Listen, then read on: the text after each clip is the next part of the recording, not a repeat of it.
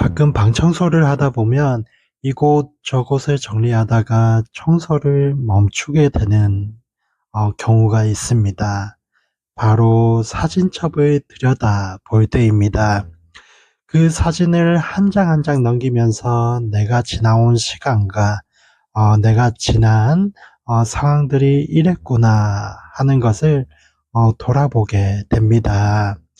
그때의 상황을 보면서 감사의 마음이 흘러넘치게 되죠.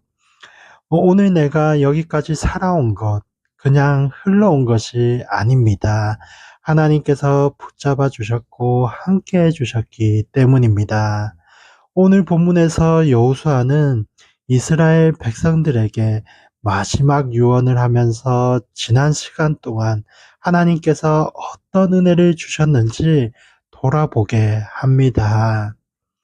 사랑하는 여러분, 오늘 저희도 그 말씀 앞에 함께 나아가시면서 한 해를 마무리하고 있는 요즘, 하나님께서 저와 여러분에게 어떤 은혜를 지금까지 주셨는지 함께 기억해 보고 감사하는 시간을 가졌으면 좋겠습니다. 먼저 1절 말씀 함께 읽도록 하겠습니다. 시작. 여호수아는 이스라엘의 모든 지파를 세겜에 모으고 이스라엘의 장로들과 지도자들이 재판관들과 관리들을 불러 모았습니다. 그러자 그들이 하나님 앞에 나왔습니다. 죽음이 임박한 여호수아의 가장 큰 관심은 자신의 죽음 이후에도 이스라엘 백성들이 계속해서 하나님의 은혜와 축복을 누리는 삶이었습니다.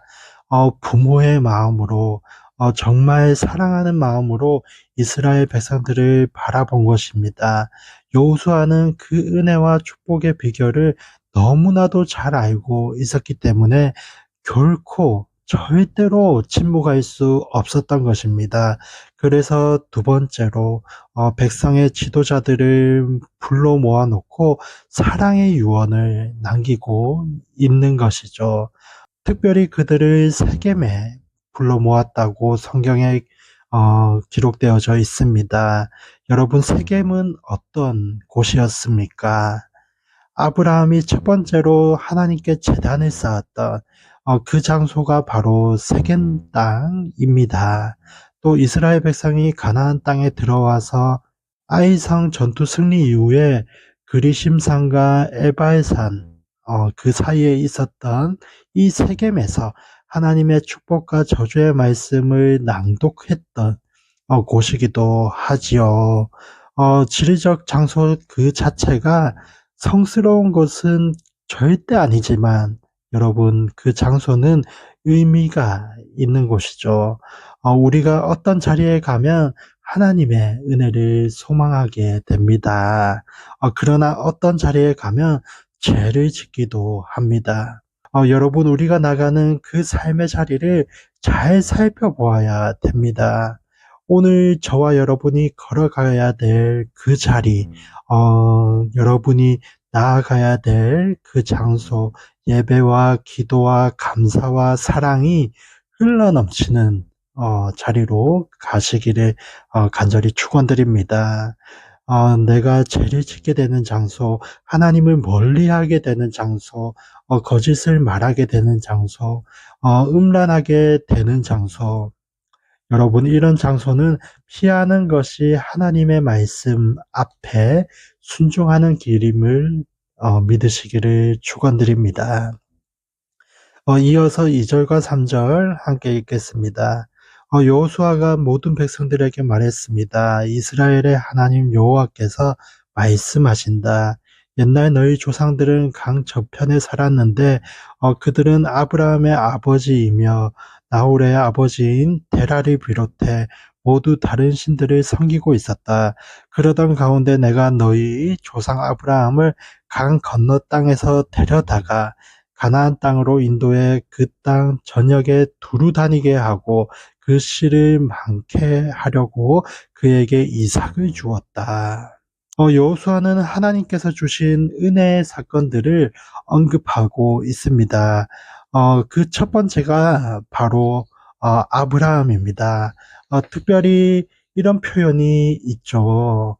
아브라함을 강 건너편에서 이끌어내서 하나님께서 가나안 땅으로 이끌어내셨다라고 기록하고 있습니다. 이것은 하나님께서 주권적으로 잡으셨다라고 하는 표현이죠. 하나님께서 아주 특별하게 선택을 하신 것입니다. 이런 특별한 선택을 우리는 바로 은혜라고 합니다. 아무런 자격도 없고 그럴 만한 가치가 없음에도 불구하고 하나님의 주권적인 은혜로 선택하여 부르신 것입니다. 특별한 하나님의 사랑에 붙잡힌 것이죠. 그래서 그 하나님의 주권적 은혜를 아는 사람들은 그 하나님 앞에 감사할 수밖에 없고 엎드릴 수밖에 없더라는 것입니다.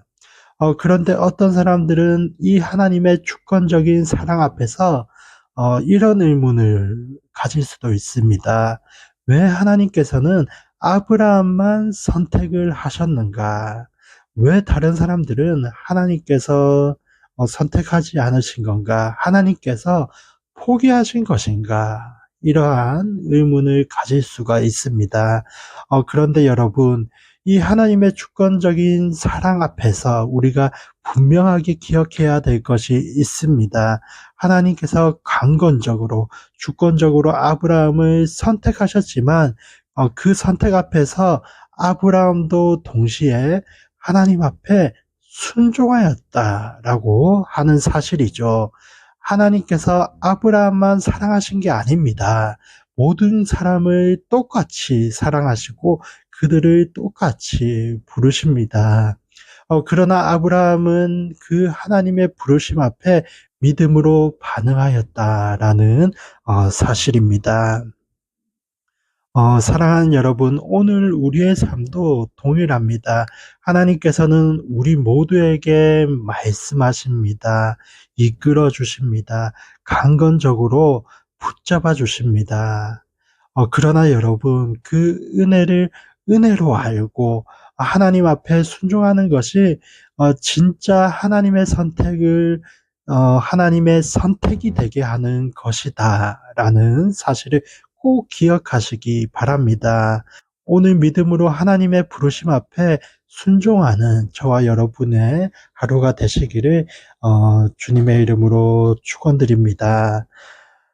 이어지는 4절에서 7절까지의 말씀을 보면 이스라엘 백성이 하나님의 놀라운 은혜로 이집트에서 또 홍해 바다를 거쳐 광야까지 나온 이야기가 기록되어져 있습니다. 여러분, 하나님께서 이집트에서 10가지 재앙을 통해 이스라엘 백성들을 구원하셨습니다. 또 홍해 바다에서는 그 바다가 갈라지는 기적을 통해서 생명을 구원해 주셨죠. 광야에서는 어땠습니까? 아무것도 없는 그 척박한 땅에서 구름 기둥으로 불 기둥으로 그들을 인도해 주셨고 만나와 메추라기를 먹여 주셨습니다. 여러분, 앞서 언급된 이 장소들이 이집트, 홍해, 광야, 여러분, 인간적인 눈으로 보기에는 그렇게 축복된 장소는 아닌 것 같습니다. 이집트는 노예의 자리였고, 홍해 바다와 광야는 위기와 척박한 자리였습니다.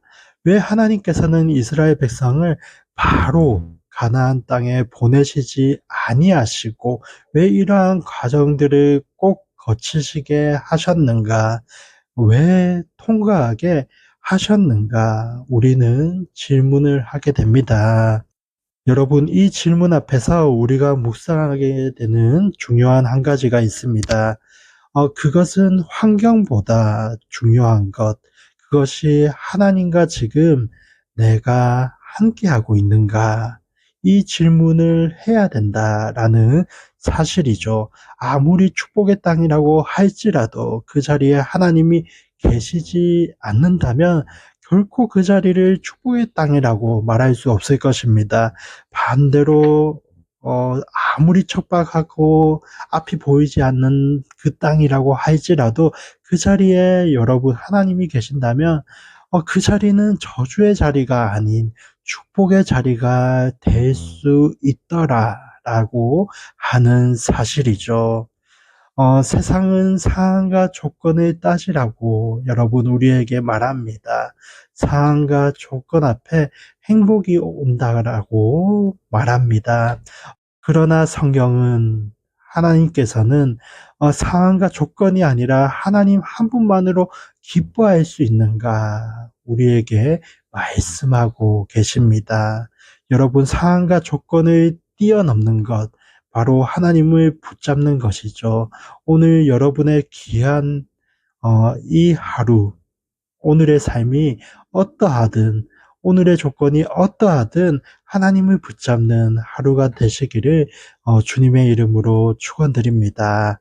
오늘 여러분의 자리가 이집트의 자리이든 오늘 여러분의 자리가 홍해 바다 앞에 있는 그 자리이든 오늘 여러분의 자리가 광야의 자리에 있든지 그 하나님을 온전히 바라볼 수만 있다면 그것은 은혜의 자리가 될 것이고 은혜의 기회가 될 것이고 여러분 앞에 새로운 생명의 기회가 될 줄로 믿습니다. 여러분 이어지는 8절과 그리고 12절을 각각 두 절을 읽어보도록 하겠습니다. 시작. 내가 너희를 요단강 동쪽에 살던 아모리 사람의 땅으로 데려왔는데 그들이 너희와 싸웠다. 그런데 내가 그들을 너희 손에 주어 너희 앞에서 멸망시켰고 그리하여 너희가 그 땅을 차지할 수 있었다. 내가 너희 앞에 왕벌을 보내었더니 그것이 너희 앞에서 그들을 쫓아내고 아모리 사람의 두 왕도 쫓아내었다. 너희 칼과 활로 한 것이 아니다. 여러분 8절과 12절 말씀에서 가나안 땅에서 가나안 족속들을 이긴 사실을 언급되고 있습니다. 특별히 12절에서 아모리 족속의 두 왕이 등장을 합니다. 바로 시온과 옥입니다. 가나안 땅에서 아주 강력한 세력이었죠. 그러나 이스라엘 백성들은 이들을 맞이해서 승리하게 됩니다. 그 이유가 바로 12절에 기록이 되어 있는데 아주 독특한 표현이 있습니다. 하나님께서 왕벌을 보내주셨다라는 표현이 기록되어져 있습니다. 여러분 이것은 정말로 하나님께서 왕벌을 보내주셔서 그 놀라운 기적과 같은 현상으로 이스라엘 백성을 이기게 하셨다라는 사실일 수도 있고 또 원어적으로 보게 된다면 왕벌을 보내셨다라고 하는 이 원어적 의미에는 그들에게 괴로움을 주셨다라는 의미가 담겨져 있습니다. 그러니까 이스라엘 백성들이 칼과 활로 자기들의 능력으로 이긴 것이 아니라 하나님께서 함께 해주시고 하나님께서 은혜를 주셔서 하나님으로 말미암아 승리하게 되었다라는 표현인 것입니다. 하나님께서 도와주셨기에 승리가 은혜로 임하였더라라는 것입니다. 사랑하는 여러분, 우리도 마찬가지입니다. 오늘 우리의 삶 가운데 영적인 상황, 사단과의 싸움에서 우리는 어떻게 승리할 수 있는가? 내가 가진 능력, 내가 가진 칼, 내가 가진 활로 대적해서는 결코 승리할 수가 없습니다. 하나님을 온전히 신뢰하고 그분을 붙잡을 때 그분께서 왕벌을 보내주시는 것입니다. 여러분, 오늘 이 말씀을 붙잡고 이렇게 한번 기도하는 하루가 되시기를 바랍니다. 하나님, 오늘 저의 하루 가운데 하나님의 왕벌을 보내 주옵소서. 하나님의 도우심의 손길이 미치게 하옵소서. 그래서 내 힘이 아니라 하나님의 힘으로 승리하는 저의 하루가 되게 하옵소서. 사랑하는 여러분, 그로 인해서 오늘 하루 하나님의 놀라운 은혜 가운데 머무시는 복된 하루가 되시기를 간절히 소망합니다. 주님의 이름으로 축복합니다.